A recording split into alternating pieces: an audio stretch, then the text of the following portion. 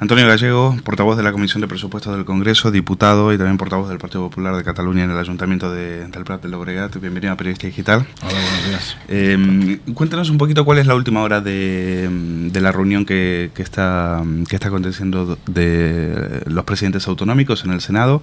¿Qué sensaciones les están llegando a vosotros que estáis con el tema de los presupuestos, que es hoy el primero en la agenda política del día? Sí, a ver, los presupuestos generales del Estado pues están basados en criterios de austeridad. Lo que pretenden es ir saneando las cuentas públicas españolas, equilibrarlas, intentar reducir los números rojos de las cuentas en España, tratar de reducir el déficit público para no seguir aumentando la deuda. España tiene un grave problema de deuda. De hecho, la principal partida de estos presupuestos generales del Estado, de la Administración Central en este caso, son los intereses de la deuda. Pagamos hasta casi 40.000 millones de euros en intereses de la deuda, y eso pues está lastrando mucho las posibilidades para poder hacer otro tipo de políticas, ¿no?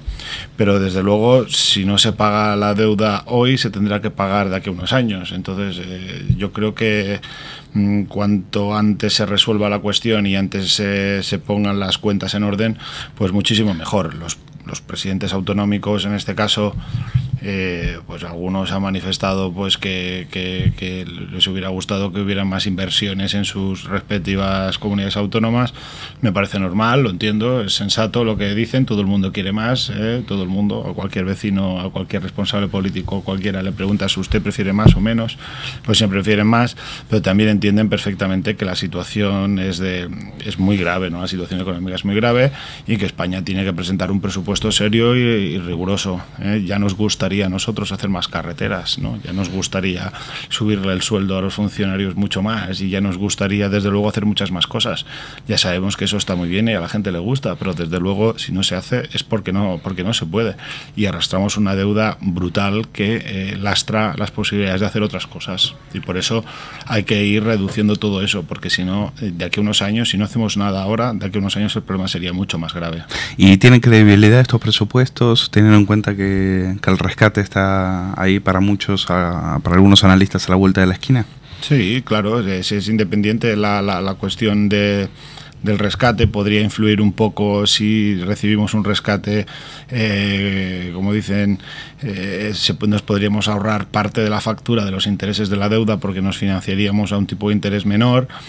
Y por lo tanto, pues en vez de pagar 38.000 millones, a lo mejor pagaríamos solamente 20.000, ¿no? Con lo cual, oye, pues es buena noticia.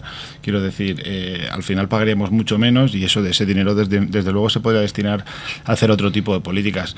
Desde luego también es verdad que aumentaría la deuda pública del conjunto del Estado, etcétera, etcétera, ¿no? Pero desde luego el presupuesto, las bases del presupuesto, el control del gasto, todo lo que se hace en relación a las pensiones, que recuerdo que se suben un 1%, toda la reducción de gastos de los ministerios, de los gastos corrientes, pues también muy importante, del 8,9%, el aumento de becas, el mantenimiento de los recursos para I+D+I, todo eso se mantiene exactamente igual. Por lo tanto, sin embargo, también se habla de que van a seguir subiendo impuestos.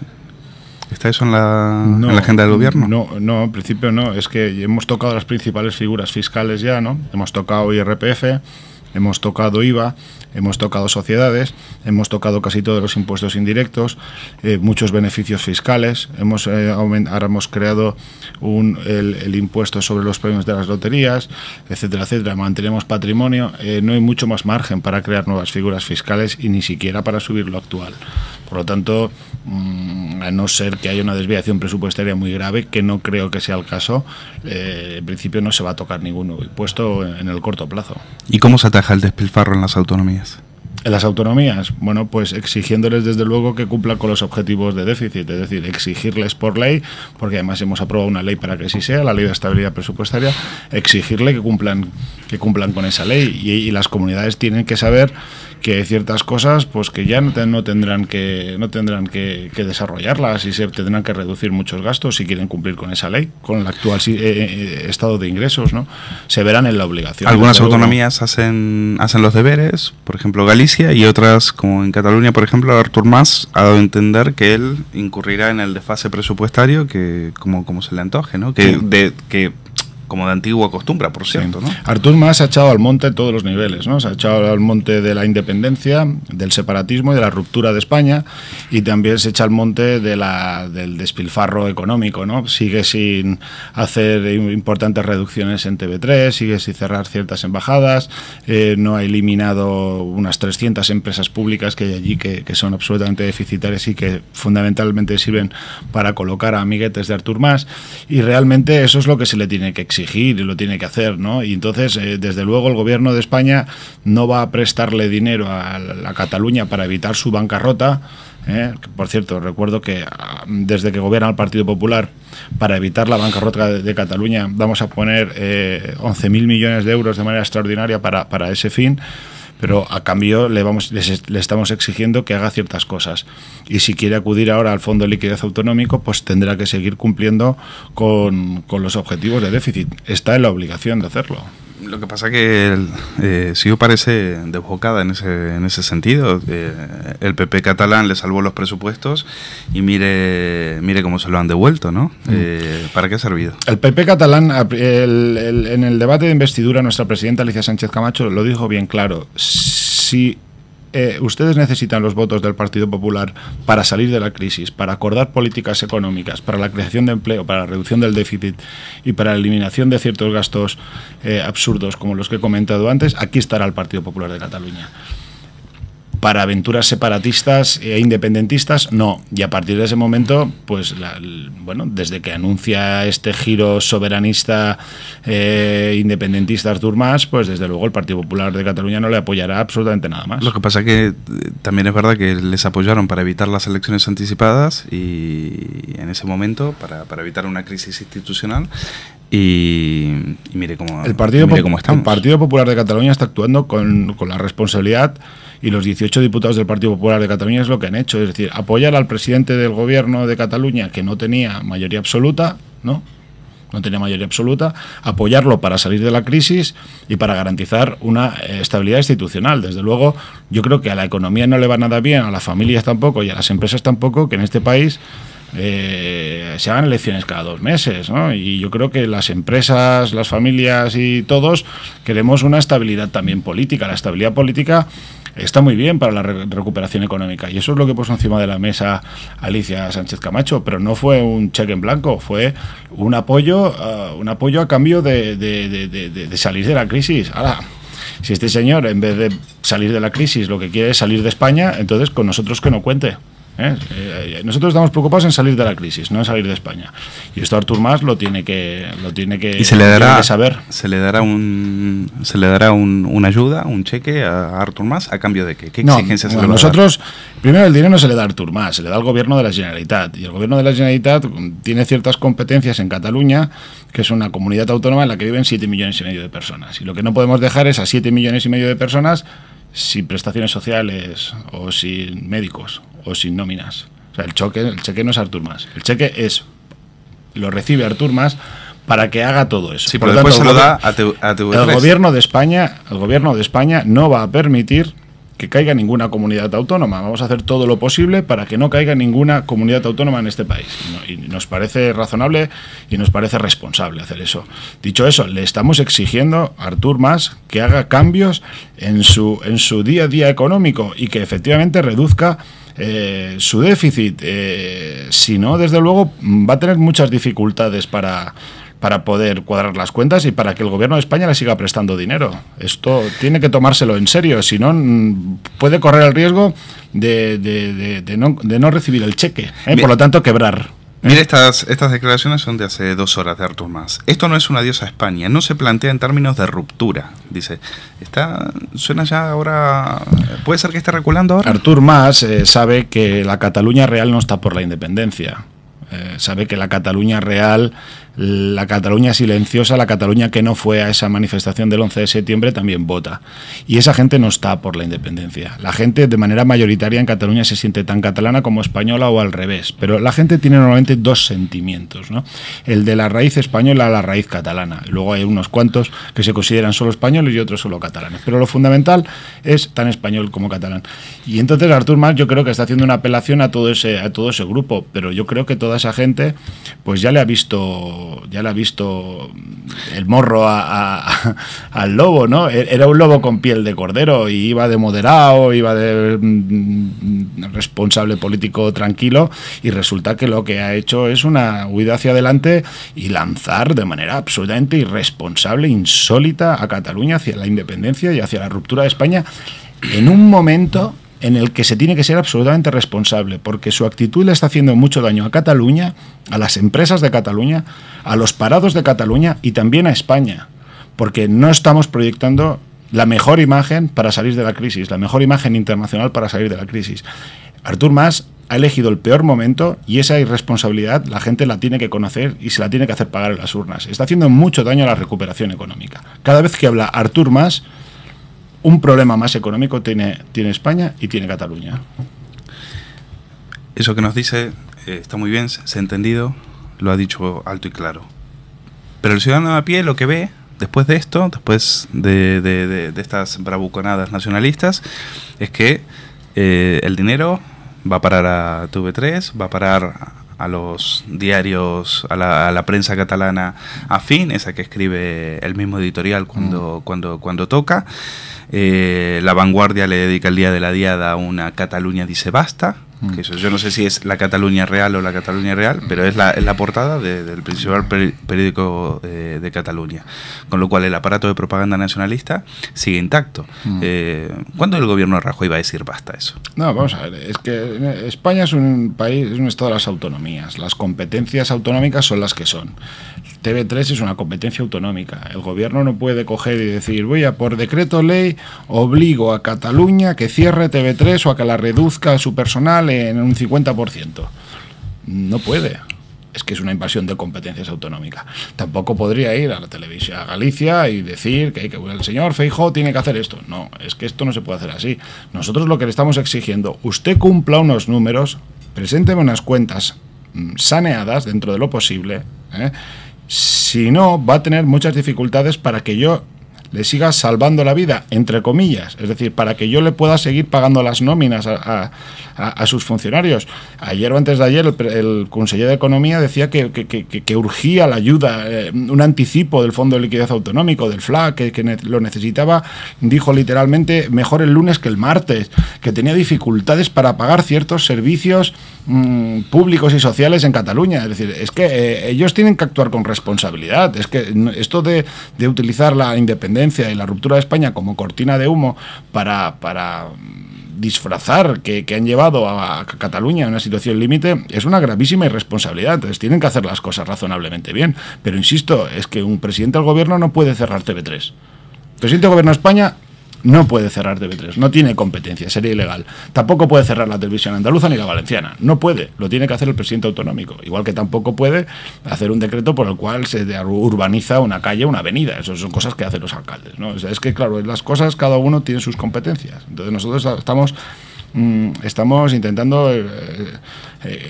obligar a las comunidades autónomas a que sean rigurosas con el déficit, porque es que la salida de la crisis depende de que todos hagamos las cosas bien, todos, y las comunidades autónomas también son Estado. Y así todo, Duran y Lleida, en abril de este año, unas declaraciones asombrosas, porque creo que reflejan lo que ellos piensan en este momento. Dicen, estamos hartos de ser cornudos y pagar la bebida. Y vienen a Madrid con este discurso, con exigencias, proclamando, amenazando con la independencia, y parece que yendo a sus embajadas a hacer discursitos, y parece que se les permite todo. ¿Cuándo se va a frenar esto? ¿Cuándo se va a dejar de hablar de independencia y se van a preocupar por los problemas de la gente? Bueno, esto los nacionalistas y los independentistas dirán, es que este debate no lo ha puesto en la agenda el Partido Popular. El Partido Popular está centrado en la crisis económica y el presidente del gobierno pues actúa con mucha responsabilidad y está intentando resolver las cuestiones importantes. Desde luego, para nosotros esto no es la prioridad. La prioridad es la creación de empleo y la salida de la crisis y la recuperación económica. El señor Duran y Lleida, pues hombre, pues tiene una serie de contradicciones importantes. Por un lado, lleva muchos años diciendo que no era independentista, ahora va a la manifestación, va de hombre de Estado pero le pone zancadillas al Estado.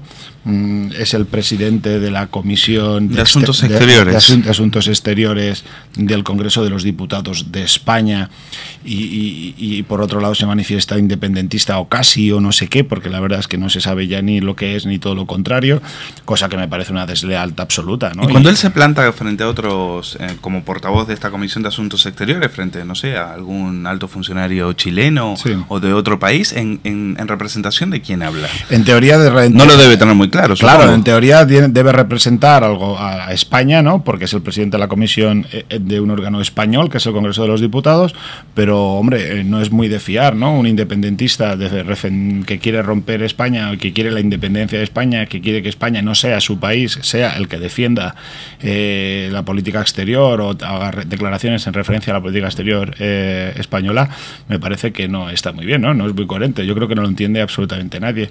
Lo mejor que podría hacer el señor Durán es entregar su pasaporte diplomático, ¿no? Yo creo que junto con el presidente del Congreso, creo recordar que es el único que tiene pasaporte diplomático, y entonces este neoindependentista, lo digo porque parece que es independentista desde hace unas pocas semanas, ¿no? No es reciente, ¿no? Bueno, Artur Mas también hemos leído que antes se hacía llamar Arturo, y ahí después lo de Artur vino mucho después también, ¿no? Ahora se han hecho independentistas muchos que no lo eran, ¿no? Entonces ahora han salido, se han quitado la careta y definitivamente están lanzando este desafío y este órdago al Estado, pues con su verdadera cara, ¿no? Con la cara del independentismo, que yo, hombre, me gustaría recordar que solo traería más pobreza, más miseria, una fractura social importantísima, un lío legal absoluto, un mal ambiente en Cataluña que nosotros no queremos, ¿no? Y el único partido que se presenta a las próximas elecciones de elecciones autonómicas con una idea clara, es decir, defender el concepto de España, que Cataluña cabe perfectamente en España, que estamos abiertos a mejorar el sistema de financiación de Cataluña, de La Rioja y de Valencia, y de hablar de cualquier otra cosa, desde luego, pero sin tener que romper España, y ese proyecto es el del Partido Popular. Entonces yo apelo a todos los votantes del PSC, de Convergencia, de Unió, que no son independentistas. Es que en Cataluña la gran mayoría no es independentista. Entonces nosotros vamos a defender eso con mucha claridad, y a mí la ambigüedad del PSOE y de algunos políticos en Cataluña me da más pena que otra cosa. De eso le quería preguntar. Ha habido, el PSC ha elegido a nuevo secretario del partido, Pere Navarro. Dice que ha defendido que Cataluña tiene el derecho a decidir su relación con España, pero ha hecho un discurso pues en contra de la independencia. ¿Es creíble? Primero, lo que propone es inconstitucional. O sea, yo creo que los políticos tenemos que respetar las leyes los primeros. O sea, no podemos aprovecharnos del sistema político para lo que nos dé la gana y para lo que no. La Constitución está para cumplirla. La Constitución es la que permite que Pere Navarro y Artur Mas estén sentados en la poltrona que están sentados. Por lo tanto, hay que respetar las leyes en este país. Dos, hombre, este discurso tan ambiguo del derecho a decidir hacia una vía federalista, bueno, todo eso es porque tienen unos grandísimos complejos, ¿no? No sé si son de inferioridad o de superioridad intelectual, o no sé, pero yo creo que tiene que ver mucho con los complejos, ¿no? Les cuesta mucho decir España, no, les cuesta escuchar incluso a sus votantes. El gran porcentaje de votos del Partido Socialista se encuentra en el área metropolitana de Barcelona. Personas de origen andaluz, extremeño, madrileño, castellano se consideran españoles. La lengua utilizada en la calle por esos votantes es el castellano. Por favor, también defiende a tu votante. Los has dejado huérfanos. Es que yo creo que realmente esos complejos lo llevan al desastre político, desde luego, porque es que no está defendiendo ni a sus votantes, ni siquiera sus mensajes están en coherencia con el Partido Socialista Obrero Español, ¿no? Español, Partido Socialista Obrero Español. Entonces, bueno, también tendrá muchas fricciones con el resto de federaciones socialistas de Extremadura, etcétera, etcétera, ¿no? Por lo tanto, tiene un gravísimo problema, ¿no? Tiene un gravísimo problema, y yo espero que sus votantes pues se lo recuerden en las próximas elecciones, ¿no? Y aquí tienen al Partido Popular para confiar una fuerza política que defiende el actual marco constitucional y de defensa de España. Nosotros no tenemos complejos a la hora de decir España. Somos el único partido que dice España, con toda tranquilidad, y desde hace muchos años en Cataluña. ¿Y cómo ve el PSOE? Sus militantes son bastante críticos con Rubalcaba, creen que no está haciendo la oposición que debería. Bueno, el Partido Socialista, pues hombre, tiene una papeleta muy difícil, ¿no? Porque tiene que explicarle, no es creíble, ¿no? La credibilidad del Partido Socialista está bajo mínimos. Han gobernado los últimos 8 años. Muchas de las cosas que ahora dicen, o muchas de las recetas mágicas que ahora dan para salir de la crisis, muchas de las pócimas extraordinarias que ponen encima de la mesa para combatir el desempleo, no las pusieron en marcha cuando gobernaron, ¿no? Y durante esos años toda España vio que el Partido Socialista es un partido errático, que no tenía discurso y que su capacidad de gestión nos ha llevado donde nos ha llevado.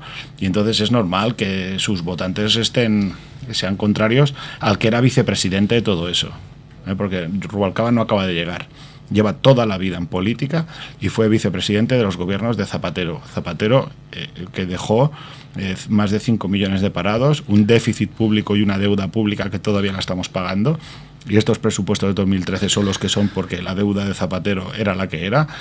Y, hombre, la gente a estas alturas de la vida ya no es tonta, ¿eh? La gente lee, contrasta y sabe de qué va la cosa. Pero el paro sigue desbocado y el gobierno parece que no puede sujetar, frenar esa hemorragia. La palabra más adecuada no es desbocado, ¿eh? O sea, en un momento el momento importantísimo de recesión económica en España, en Francia, en Italia, en casi toda Europa, pues, y nosotros que estamos en unas tasas de crecimiento negativo del 1,5, el crecimiento del paro no está siendo desbocado. Está creciendo, pero no de la manera que crecía durante los gobiernos de Zapatero. Y nosotros pensamos que la reforma laboral está yendo bien en ese sentido para contener, está haciendo de dique para la destrucción masiva de empleo.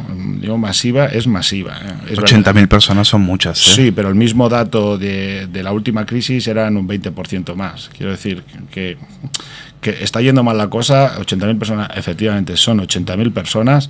También es verdad que los últimos 5 meses creció el empleo. También en España tenemos que empezar a acostumbrarnos a que cuando sale algún dato positivo también lo recordemos. Que parece que sí, que está muy bien, que nos gusta. Que no hay que huir de la realidad y las cosas están mal, sí, nosotros lo reconocemos, sí, y sabemos que tenemos que hacer muchas cosas, sí, y pedimos disculpas a los españoles y por los ajustes que estamos haciendo, también, y nos quitamos el sombrero por su paciencia y por su solidaridad, también, pero desde luego, en términos de empleo, con cifras en la mano, yo puedo decir que no estamos bien, pero no estamos tan mal como estábamos en otras ocasiones, y desde luego seguiremos trabajando. Los presupuestos, las reformas estructurales, la banca, etcétera, etcétera. Yo creo que hacia finales del próximo año puede haber algunos indicadores positivos que empiecen a proyectar que España se levanta de esta catastrófica crisis económica, ¿eh? Diputado Antonio Gallego, muchas gracias por haber venido a Periodista Digital a hacer esta radiografía de la actualidad política de nuestro país. Pues muchas gracias a vosotros. Muchas gracias.